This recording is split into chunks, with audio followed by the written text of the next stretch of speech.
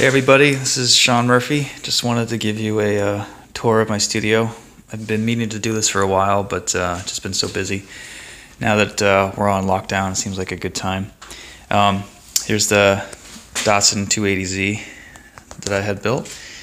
And I have a 1976 Honda CB550 Cafe Racer. I don't know what it is about stuff from the 70s, but it tends to have some of my favorite designs. And like, this bike isn't worth a whole lot, so it was super cheap, plenty of parts, and you know, with the right paint job, I think it looks pretty cool. And there's my wife's car that I had to buy her, so she wouldn't get mad when I bought that. Built the studio garage. We actually had a carriage house that was here back in the day. We knocked it down to rebuild this as kind of like a studio, garage type thing. So eventually there's going to be windows here. So when you pull in, you open it up to the beautiful view of the bay here in Portland, Maine. This is Sebago Bay. The studio is sort of broken in two halves. You have the top half here, and downstairs you have all the art shit. So I kind of wanted, I didn't want a lot of comic booky stuff up here. I just wanted it to be, I don't know, more adult. I don't mean to sound insulting to comics people. You know how it is. I designed all this myself. My buddy helped with, obviously designing the railing and some of the other stuff in here that I didn't know how to do. But this is where I'm writing today. I'm doing issue 1, the script of my next graphic novel, which will be a Indiegogo campaign coming up soon. For this upstairs part, I really just wanted like non-comic booky stuff. So from up here, you really can't see a whole lot of comic book stuff. Like even down there, it's mostly like watercolor paintings and that kind of thing. This is Bernie Fuchs. He was a really great illustrator back in the 50s and 60s. So I saw he did some sailing stuff. I bought that. A Calvin Hobbes collection, of course. You got to keep that close by. This is illustrator from France. I forget his name. I should have done my research before starting to shoot this. Hugo Pratt print, and another Bertie Fuchs. I have a bunch of framed race car stuff in the garage too. I'm eventually gonna hang. Don't fall over. Good. There's a lamp maker here in Portland. Does these really cool custom lamps. This one's an old projector made out of cast iron, which is cool. I haven't read Calvin Hobbes for like 20 years. I read it so much as a kid that I had everything almost memorized. And even now, when I open up a book and read a single strip, I already know the gag at the end. So I feel like I need to take a break and forget it all before I can go back and read it fresh. But I never forgot it all, so maybe I should just start reading again now that we're on lockdown. I do have the beginnings of a cold. I don't think it's coronavirus, but we'll see. If you don't get volume 3 of Batman, you'll know what happened. I wanted a studio that was sort of lofted, so I could have like a model stand down there holding a gun or a sword and be able to shoot them from 3-point perspective type stuff. Got access to the yard. In the summer, all those trees fill in. It's actually sumac, not poisonous sumac, but once those fill in, it's just green out there, and it just feels even more secluded, which I like. And down here is where the comic book stuff begins. I sort of hung up some of my original art. I don't need that right now. So people give me a lot of questions about this. Do not let this happen again, with a lot of cutout pictures from Wizard magazine in the 90s. When I was a kid, I had a whole wall full of this stuff, and I loved it. Like, I was a huge Union fan. Mark Texter is awesome.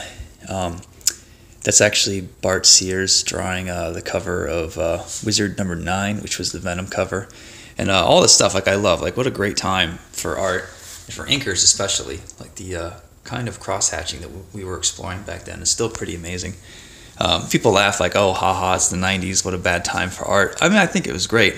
The only reason I mentioned this, do not let this happen again, is because this created a bubble. A lot of artists were writing without knowing how to write. They weren't sticking to deadlines, and you had the people buying tons of issues of Spawn #1 thinking they'd put their kids through college. That never happened. So when I say don't let this happen again, it's not about the artwork or the concepts. It's just about how the business was run and how we let it get away from ourselves. So then I hung up some of my personal collection. This is a Spider-Man 2099 page drawn by Rick Leonardi, inked by Al Williams. It was amazing. I just can't get over how simple these shapes are. Like, if I drew those buildings there, I would think, that's a great sketch. Now you have to go back and draw it for real. But the way that these guys do it, it just looks so good. Like, I have trouble letting go and over-rendering, and I look at these and it just reminds me to pull back and relax and loosen up and don't worry so much. And, no one's going to look at a panel for more than 5 seconds, which I don't actually believe. But, yeah, I just can't get over it. And we have a JP Leon page. He traded me for this. He told me this was the first time that he ever got rid of a white outline on a forehead. It just suggested the outline of a forehead rather than drawing it. So when he sells you a page, I think he tries to give you a little tidbit, which is cool. Leslie Swank was my mentor. I was with him from the age of like 10 to 18. He was a 95-year-old World War II vet. He did a tour in the Pacific, had some shrapnel in his hip, took a bullet a couple times, and he's the one that actually taught me art from a young age. And his approach was very pragmatic, not very artsy-fartsy, didn't coddle. He used to pretend to flick a lighter right near my elbow because he thought it was funny. And I think that's kind of why I have my attitude to art the way I do, is I'm pretty pragmatic about it. I'm not very artsy-fartsy. I don't coddle. I don't know.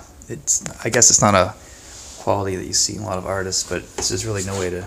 I love art, don't get me wrong. I take it extremely seriously because I dedicated my life to it, but at the same time, we're not curing cancer here. This is a Jorge Zafino page from Conan. This is one of my prized possessions. Zafino's one of my favorites. Another one from Winter World. He didn't do a lot of... he did do a lot of tech, but like tech in perspective, like those wheels. That's actually all white out. I love seeing the mistakes like that. And I had one sconce I wasn't able to find its mate. It's an antique of some kind, and I just decided it would fit just right in here because it's a narrow hallway. Got a Raphael Albuquerque piece, a Dave Johnson cover, sketches from Toth. He apparently, it looks like he just went straight to ink on these. I love Toth. He's one of my top 10 for sure. Probably a bit on the spectrum. Known to be kind of an angry guy, but that's okay because he's super talented, so we don't hold it against him. And Andrew Robinson piece, which Andrew's stuff is amazing. And we have some poster stuff here. I had a custom case built for my few statues and car collection type stuff. I don't want to be too comic booky in my studio. I don't know why. I prefer just to keep it more sparse and go with space rather than jam it up with a bunch of Gundam dolls. Got a sink here. That's not a real gun, obviously. The poster I did for when I had the Murphy apprenticeship, I took in 5 students 1 year, and they lived with me for 2 weeks and put together an anthology. And yeah, it went well, but we decided that 1 year was enough. Yeah, I got this Rocketeer poster from Golden Apple before they moved. It was about 10 years ago. You can see that the glass got cracked. It was only $200, signed by Dave Stevens, and a certificate on the back, and I couldn't believe how cheap it was. Sometimes I feel like I'm the only Rocketeer fan in the world. We have a Mondo poster, another Andrew Robinson piece. Here's I hired a Russian modeler to create the punk rock Jesus bike 3-dimensional. This is a printout from DeviantArt of just one angle of it that he rendered, which I thought looked great. And So there's minimal nerd stuff in here, but what I do have I can take you through. I have a Star Trek shelf, and I'm a big Voyager fan. I know I'm the only one, but I thought the Delta Flyer from Voyager was so great. I actually used this as the basis for the spaceship I just designed recently. I'll get to that later. Get in there, you bastard. Punisher. He's my only Marvel statue, so I don't know where to put him. I put him in the Batman stuff because he's similar color theory. I got 2 statues that were based on my stuff. Here's the newest one. This is a color version from Hot Topic, which is great because White Knight, there's at least one Hot Topic reference from Joker making fun of Harley, I think, or fake Harley cosplayers, or I don't know, whatever the accusation is. I love both versions. And I think Hot Topic is fine, but I loved how I took a dig at Hot Topic, and they were the ones that actually made these statues. More of these. Actually, this is from the 90s, made by Tonka? That doesn't say. Anyway, I'm not supposed to open that stuff up, but I needed it for photo references for a scene that I had in Curse, so I just popped it open. I'm not good at... Normally I open this stuff up. I don't usually keep it on card, but I don't know, maybe I do. And of course, the car stuff. I know no one in comics cares about this like I do, so I'll just go quick. I actually made this spinner car because this is just a cheap plastic, model. You couldn't buy a die-cast of these things. You still can. It drove me fucking crazy, and I don't understand what's going on with the rights to Blade Runner. But the reason I was most excited about Blade Runner 2049 was I thought finally, because they were making these, which is metal, that they would start making those too finally. And I don't know what cabal of Illuminati has the rights to Blade Runner merchandise, but it's locked up in very weird ways. I mean, we were able to get 118 die-cast Green Hornet cars, but not the fucking spinner car. It just doesn't make sense to me. Here's a classic, this is my favorite set of Legos from back in the day. I always buy Matchbox. I always hit the Matchbox section when I go to a storage to see if there's anything cool. I actually take what I buy very seriously. If someone gives me something and it's not perfect, I'll just donate it. So everything is tailored here very carefully. You could even see that there's like a color scheme going on, because that's how much of a maniac that I am. And so this is my guest desk. If anyone ever wants to come over and draw, a friend of mine or whatever, I have room for 2. There's also an outlet there that I had prepped for a refrigerator in case I ever get injured, hurt my hand, or smack my head, and I'm not able to draw or write anymore. The idea is my wife and I will move out here and live in this space, which has a bathroom and a shower, and we will rent out the main house for weddings. That's kind of our plan B in case the worst should happen. I don't want to have to ask anyone for help, medical bills, whatever. I want to try to take care of it if I can. So yeah, that's the plan. Just try to, because I'm always just paranoid that the bottom is going to fall out from under us at any minute, and I just rather be prepared if I can. So this cabinet, my old school retro game cabinet.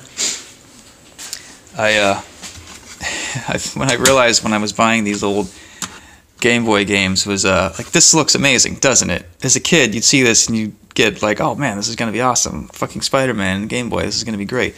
It's great until you try to play it and you realize how boring and great it is. So I find a lot of this stuff is more entertaining just sitting on the shelf, imagining how good the game might be.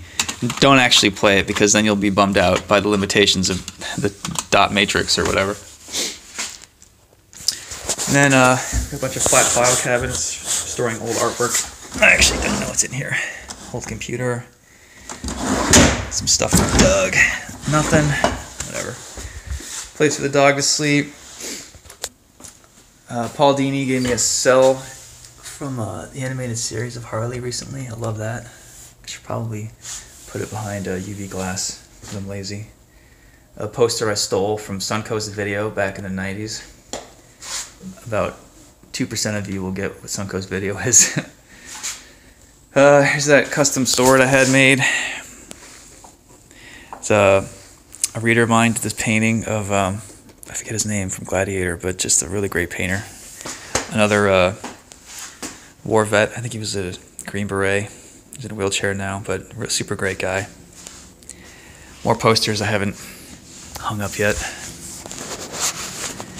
And yeah, here's the, finally, not to get back into Blade Runner again, but Hallmark released these recently for $20. It's a pretty, like, I never would have made that horrible fucking thing in that cabinet if I had known these were going to come out. And I have Batman guarding my black electrical tape here, or sorry, it's just drafting tape. This is from the Justice League, I think, which I don't like the ears. They were way too long, so I sanded them down just to make them more like TAS, because I'm a maniac. Yeah, what do I have out now? This is, this is sort of spoilery. I'll hide this stuff. These are layouts for my next book. Here's that cardboard ship I designed. I know it seems crazy to go through all this effort, but look how the shape of this changes so much. Like, there's no way you'd be able to put that on paper. It's just, for me, it's easier just to take a day and build this thing. I even made it so you could remove top and see like where the crew would be, staircase inside, stuff like that. These are the kinds of things you do under quarantine, right? What else? Oh yeah, this is my I figure like we're all, as artists, fans of 1,000 different things, but I usually have 10 people, artists, that mean the most to me, and there's a pile close to where I work that generally doesn't change. So you have Zaffino in here, you have Mignola, you have some Jazz Maynard. This is a French comic which just came out in English, and that's my like go-to pile. Usually there's some Toth in there too, but this pile I pull from here and look at things daily, maybe even hourly, just to be inspired. I mean, yeah, I'm a huge Chris Ware fan and Kyle Baker and a bunch of other stuff, but I don't really use that in my art, but that stuff I tend to use more. I switch out my cars every few weeks just to keep it real. Mad Mardigan statue. Again, no one will know what that is. Yeah, I had, this is a slate floor, granite countertops. This is all custom built just to fit this desk. I kind of like a cockpit style layout if I can. This chair is from the 50s. It's a piece of shit. I mean, it was really nice back then, but I have yet to find anything with better lumbar support. And I've been dying to throw this thing away, but I've never been able to find anything that is more comfortable. There's even like a broken wheel on it, and it just drives me crazy. I bought the real chair that I'm supposed to have, and that's not as good as this. I also have the heater here just because I might design a pretty place, but it's not very intelligently designed. So the heat pump is just shooting hot air out. As you know, hot air rises, so it just shoots above me, and I don't get any of that sweet, sweet hot air goodness. So I had to have this under my desk. In the winter, I am like an old lady with a shawl and blanket over my lap. Throw a couple cats in here, it'll be perfect. What else? Yeah, oh, this is a cool, I don't know what you call it, piece of art. This guy at conventions, he will take any game, video game that you played as a kid and make like a glass relief piece of art out of it. And he had these, and I grew up from next to Fun Spot, which is like the world's biggest retro arcade. And I used to play the hell out of the Star Wars stand-up, and I just love that he had this, because I just look at this thing and I'm immediately put in the mindset of how cool it was to play all that stuff back when I was a kid. God, I don't know where these came from. Probably the Warner Brothers store. Another Blade Runner thing. I forget what you call this format they used to use back in the 80s, but this is actually real, because apparently when they made these, the people in the factory stayed late and cranked out a whole bunch of other ones that they weren't supposed to. The way you know this is a real, like, sanctioned one is these lights, like something like, and you can look this up online, if you can see these dots, not with, so imagine this not framed at all, because it's probably covering some stuff up, but if you can see certain dots on the edge of the page, you know you have a real one. So I accidentally bought a real one, which was great. And this wasn't even supposed to be the poster that they used. This was like a rough draft, I guess, which is, it's gorgeous, but I don't know, some of it's kind of clunky. It'd be nice if his eyes were pointing in the same direction, but we can't win them all. And we have another shelf here. CDs. I don't know what to do with those. I don't want to throw them away. I'm not huge into manga, but I do have enough to fill a shelf. This series here, it's just basically about a guy driving a Datsun around. I mean, I saw one. I'm like, oh, I have to have all of these, of course. So I can't read them because they're in Japanese. I'm not big on Transformers, but I do love Hot Rod as a kid. And this car is like a one-off. I forget who made this car, but this is actually the correct version scale of the car. There are other Hot Rod versions out there where they kind of play with the design a bit. And I actually just wanted the model of the car. I don't really care about the Transformer bit, but I don't want to throw away the blue asshole thing. More references, some slot car stuff I've had. There is a slot car track here in Maine. SK Electrics is bigger over in Europe, I know. And most Americans don't know what that is, but I love them. These aren't actually books. This is a hidden speakeasy for when things really get rough. You can actually probably find these things. It's cheap wood. I'm guessing they're built in the 50s or 60s, but it's always cool. I actually should change the title of the spines to books that I've drawn instead of, world's greatest books.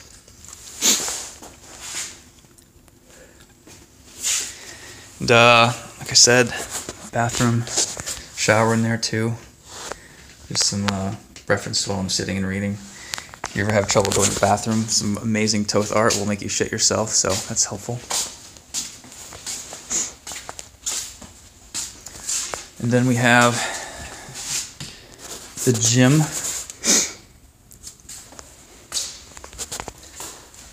This is helpful being here. It's not a Greg Capullo gym, but I can get most of my stuff done on those cables there.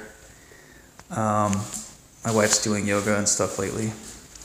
I used to do on the rowing team in college, so I try to keep that going. Cheap elliptical. These are my books I don't know where to put yet. Mostly my shit.